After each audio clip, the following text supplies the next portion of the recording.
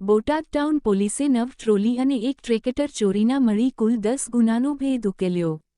Botad town પોલીસને મળેલી બાતમીના આધારે મિલિટરી રોડ પરથી એક શખ્સ શંકાસ્પદ ટ્રેક્ટરને ટ્રોલી સાથે જઈ રહ્યો હતો।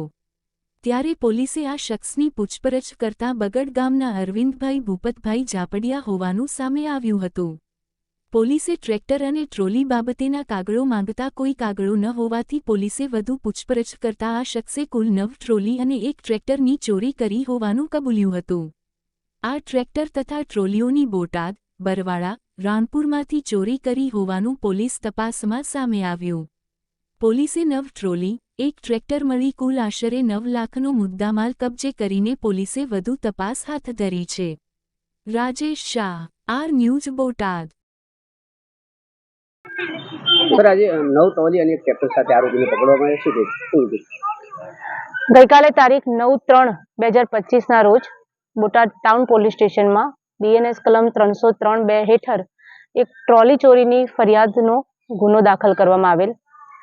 તે ફરિયાદને અનુસંધાને ભાવનગર રેન્જ આઈજી શ્રી ગૌતમ પરમાર સાહેબના સૂચના દ્વારા જણાવવામાં આવેલ કે એ અનડિટેક ગુનાને તાત્કાલિક શોધીને ગુનો ડિટેક્ટ કરવાના પ્રયત્નો કરવામાં આવે। તેમાં બોટાદ એસપી શ્રી કિશોર બડોરિયા સાહેબ દ્વારા સૂચના કરવામાં આવેલ કે તે અંગે સર્વેલન્સ ટીમને મોકલવામાં આવે।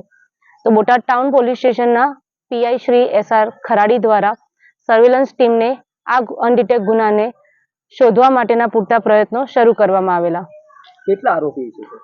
કુલ 1 આરોપી છે, જેનું નામ અરવિંદ ઉર્ફે કાનો ભૂપત ઝાપડિયા છે, જે બગડ ગામ, તાલુકો રાણપુર, જિલ્લો બોટાદથી છે।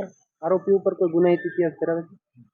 આ આરોપીને જ્યારે પકડવામાં આવ્યો તે દરમિયાન તેની પાસે એક ટ્રેક્ટર અને એક ટ્રોલી હતા, જેના અંગે વધુ તપાસ હાથ ધરતા બોટાદ જિલ્લાના ટોટલ 7 ગુના છેલ્લા 3 વર્ષથી એક સરખી એમઓ દ્વારા આ આરોપી દ્વારા બોટાદ જિલ્લામાં અગાઉ કુલ 7 ગુના નોંધવામાં આવેલ છે, જે તમામમાં ટ્રોલી ચોરીની ફરિયાદ છે।